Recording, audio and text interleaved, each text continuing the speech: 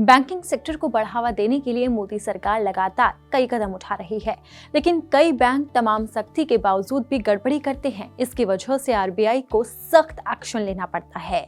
हाल ही में भारतीय reserve bank ने न्यू इंडिया कोऑपरेटिव बैंक पर प्रतिबंध लगा दिया है। रेगुलेटरी बैंक आरबीआई ने 26 ब्रांच पर बैन लगा दिया, जिसके बाद से ही लाखों ग्राहक परेशान हैं। आरबीआई ने 6 महीने के लिए बैंक से लेन देन और बैंक की ओर से प्रोवाइड की जाने वाली लोन की सुविधा पर पूरी तरह से बैन लगा दिया है। आरबीआई के इस फैसले के बाद से ग्राहक काफी परेशान हैं। बैंक की शाखाओं पर भारी भीड़ देखने को मिल रही है। लोगों की मेहनत कमाई अटक गई है। अब लोगों के मन में सवाल उठ रहा है कि आखिरकार उनका पैसा कैसे निकलेगा। क्या ऐसी कोई प्रक्रिया है जिससे उनकी मेहनत की कमाई वापस आ जाए? इन्हीं सवालों के जवाब जानेंगे हमारे इस खास शो मेरा पैसा में, क्योंकि आपका पैसा मेरा पैसा, सबका पैसा एक ही तो है। और इस शो में आज बात होगी उसी पैसे की। नमस्कार, आप देख रहे हैं दैनिक जागरण और मैं हूं आपके साथ अनुराधा तिवारी। इस शो में आज हम बात करेंगे बैंक के अंदर अटके हुए पैसों के बारे में और जानेंगे कि किस तरह से आपके पैसे वापस आ सकते हैं। इस शो में मेरे साथ जुड़ेंगे हमारे वरिष्ठ सहयोगी।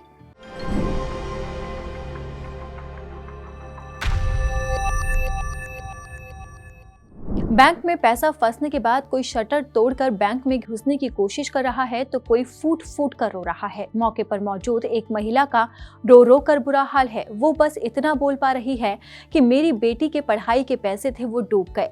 किसी के 1 लाख रुपए डूब गए तो किसी के 20 लाख रुपए। हर किसी का रो रो कर बुरा हाल है। हर कोई यही चाहता है कि बैंक में फंसा हुआ पैसा किसी भी तरह से वापस आ जाए।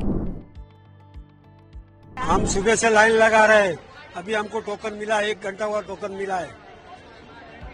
और हमारा पैसा तो बोलते 2-3 महीने बाद में मिलेगा। वो मिलेगा कि नहीं मिलेगा किसको मालूम। पब्लिक को रोज परेशानी है बैंक की तरफ से, और कुछ नहीं है। बैंक की तरफ से मैनेजर ने आपसे बात की या किसी? नहीं, कोई बात नहीं की है। खाली अभी आके बोले कि बाद में आपको पैसा मिलेगा। और लॉकर मांगता तो कल परसों भी खुला रहेगा, ऐसा बोला है बात। क्या आपको बैंकिंग व्यवस्था पे विश्वास है अभी भी जिस तरह से इंडिया में? अभी कैसा विश्वास करेंगे बोलो लोग, कौन सी बैंक पे विश्वास करेंगे? ये 40 साल से बैंक थी हमारा कल्पिता। हम यहाँ ही पैदा हुआ कल्पिता सोसाइटी में। देख रहे हैं ना सर, 2 घंटे से खड़ा हो लाइन में, पैसा नहीं निकाल सकते। अगर इमरजेंसी रहेगा तो कहाँ से निकालेंगे पैसा? बैंक की तरफ से कुछ कहा गया है? मैनेजर की तरफ से नहीं।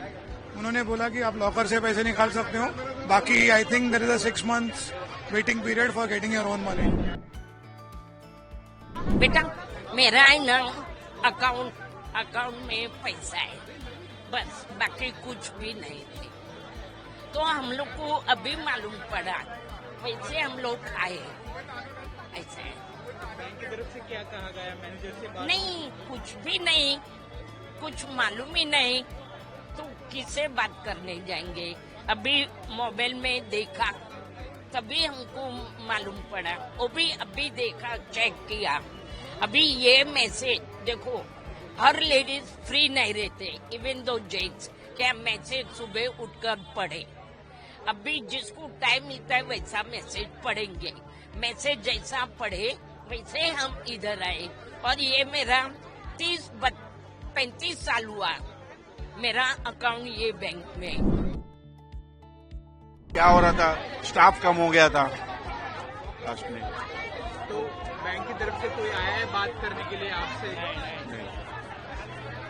अभी बोल रहे हैं कि 5-5 जन को अंदर भेजते हैं लॉकर के लिए, तो कम से कम छोटा मोटा अपना रहेगा तो ले लूं। तो कैश विड्रॉल करने दे रहे बैंक में? कैश विड्रॉ करने नहीं देंगे लगता है। अपडेट करने देंगे तो भी अच्छी बात है। खाली वो आज नहीं तो कल अकाउंट में कंप्लेंट करना पड़ेगा, तो उसके लिए खाली फिगर होना चाहिए कि मेरा 20,000 रुपया है, 40,000 रुपया, जो भी है।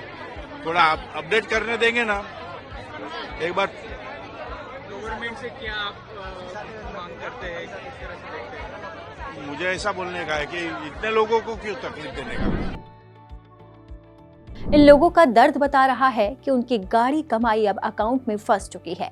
हालांकि आरबीआई ने साफ कर दिया है कि 13 फरवरी 2025 को बैंक के कारोबार बंद होने के बाद से बैंक बिना अनुमति के न कोई लोन या फिर एडवांस रकम देगा या उसका रिन्यूअल करेगा।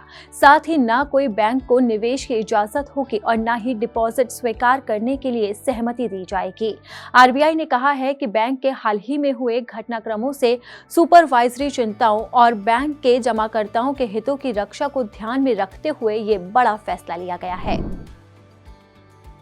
अब आरबीआई के फैसले के बाद लोग जानना चाहते हैं कि उनकी गाढ़ी कमाई किस तरह से वापस आ सकती है। हालांकि बैंक के कर्मचारी लगातार बाहर निकलकर लोगों को समझा रहे हैं, लेकिन लोगों का कहना है कि उनकी एफडी का क्या होगा, उनकी पेंशन का क्या होगा। करीब 20 से ज्यादा ग्राहकों ने बताया है कि वो सभी न्यू इंडिया बैंक के बर्ताव से खासा नाराज हैं। हालांकि बैंक ने लोगों की सुविधा के लिए व्हाट्सएप नंबर जारी कर दिया है, लेकिन सवाल उठ रहा है कि आखिरकार बैंक से पैसा किस तरह से निकाला जा सकता है। क्या उनके पास विकल्प है? इस सवाल का जवाब जानते हैं हमारे वरिष्ठ सहयोगी से। भारतीय रिजर्व बैंक ने न्यू इंडिया कोऑपरेटिव बैंक पे जो ये प्रतिबंध लगाया है, ये उसकी खराब आर्थिक हालत की वजह से लगाया है। यानी बैंक के पास ज़्यादा पैसे बचे नहीं हैं और बैंक पर डिफॉल्ट करने का खतरा होगा। इसलिए आरबीआई ने फिलहाल जो 6 महीने का मोरेटोरियम लगा दिया है। इस मोरेटोरियम में बैंक न डिपॉजिट लेगा, न ही आप उससे पैसे, जो भी उसके कस्टमर उससे पैसे विड्रॉ कर पाएंगे, और ना ही वो किसी को लोन दे सकेगा, ना लोन रिन्यू कर सकेगा। तो एक तरह से जो उसकी आर्थिक गतिविधियां हैं वो पूरी तरह से बंद रहेंगी। उसको छोटी मोटी अनुमति दी गई है, जो एसेंशियल खर्चे हैं उसके लिए वो पैसा निकाल सकता है। वो क्या है, जैसे एम्प्लॉयज़ की सैलरी देना, बिजली का बिल भरना, इस तरह के जो छोटे मोटे एसेंशियल खर्चे हैं, सिर्फ उसके लिए ही बैंक जो है पैसे निकाल सकेगा। अब सवाल आता है कि जो ग्राहक हैं, जो उसके कस्टमर हैं, उनके पैसे का क्या होगा। तो फिलहाल तो 6 महीने का ये मोरेटोरियम है, तो 6 महीने तक तो बैंक से पैसे नहीं मिलेंगे। और आरबीआई ने अपने आदेश में कहीं भी इसका जिक्र नहीं किया है कि किसी भी वजह से या किसी कारणों की वजह से किसी भी डिपॉजिटर को पैसा मिलेगा। अब इसका एक विकल्प है, वो है कि आरबीआई ने साफ किया है कि जो भी ग्राहक हैं उनको credit deposit insurance and credit guarantee corporation, जो एक इंश्योरेंस करता है, उसके थ्रू पैसा मिलेगा। अच्छा, इस इंश्योरेंस के थ्रू जो लिमिट होती है वो अधिकतम 5 लाख रुपए की होती है। तो अगर जिनके भी 5 लाख रुपए तक उसमें जमा है उसके बैंक के खाते में, उनको 5 लाख रुपए तक मिल जाएंगे। अगर 5 लाख रुपए से अधिक जमा है तो उनको इस स्कीम से 5 लाख रुपए ही मिल सकते हैं। इस स्कीम में कैसे आगे बढ़ेंगे, अभी जो कॉर्पोरेशन है वो बैंक के बीच में बातचीत होगी, वो नोटिफाई करेगा और उसके बाद की प्रक्रिया आपको पता चलेगी। आपको फिर बैंक ही लिस्ट जारी करता है और आपको पैसे मिलेंगे। अब लोगों के पास ज्यादा विकल्प तो नहीं है। अब देखना होगा कि कब तक उन्हें रियायत मिलती है। लेकिन यहाँ पर ये बात जानना बेहद ही जरूरी है कि आखिर आरबीआई कब बैंक पर बैन लगाने का फैसला लेता है और क्यों ये एक्शन लेना पड़ता है। इस सवाल का जवाब भी जानते हैं हमारे वरिष्ठ सहयोगी से। एक और बात स्पष्ट करने की जरूरत है यहाँ पे कि बैंक का लाइसेंस रद्द नहीं हुआ है।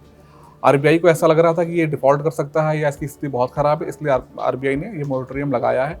आगे चलकर इसकी बैंक की स्थिति सुधरती है तो ये भी हो सकता है कि डिपॉजिटर्स का पैसा इसमें न डूबे और उनको सारा पैसा मिल जाए। और ऐसी स्थिति से बचने के लिए क्या करने की ज़रूरत है, वो सबसे महत्वपूर्ण तो ये है कि जहाँ तक संभव हो कोऑपरेटिव बैंक्स जैसे उतने ऑथेंटिक नहीं हैं आज के समय में कि हम कोऑपरेटिव बैंक्स में पैसा जमा करें। जहाँ तक संभव हो हमें जो कमर्शियल बैंक्स हैं, जो जिसको पूरी तरह से आरबीआई गवर्न करता है, हम उसमें ही पैसा जमा करें। क्योंकि कोऑपरेटिव बैंक्स का दौर उस ज़माने में ज़्यादा बेहतर था जब गाँव में या छोटे इलाकों में बड़े बैंक्स होते नहीं थे। आज की डेट में अगर हम देखें तो देश के गाँव छोटे छोटे कदमों शहरों में आपको कमर्शियल बैंक्स मिल जाते हैं। तो बेहतर है कि हम किसी कमर्शियल बैंक में अपने पैसों को जमा करें। और दूसरा काम ये करें कि एक बैंक अकाउंट में 5 लाख रुपए से अधिक मत रखें। यानी कि अगर मान लीजिए आपका पैसा फंसता है, बैंक डिफॉल्ट भी करता है, कुछ भी करता है, तो आपकी डिपॉजिट सुरक्षित हो। अब न्यू इंडिया कोऑपरेटिव बैंक पर प्रतिबंध लगा दिया गया है। इससे लोग काफी परेशान हैं। अब देखना होगा कि लोगों को कब तक राहत मिलती है, कब तक उनका अटका हुआ पैसा वापस मिलता है। अगर आपको हमारा ये वीडियो पसंद आया तो इसे लाइक और शेयर जरूर करें। अगर अब तक आपने दैनिक जागरण को सब्सक्राइब नहीं किया है तो लेटेस्ट खबरों को जानने के लिए आप दैनिक जागरण को जरूर सब्सक्राइब करें।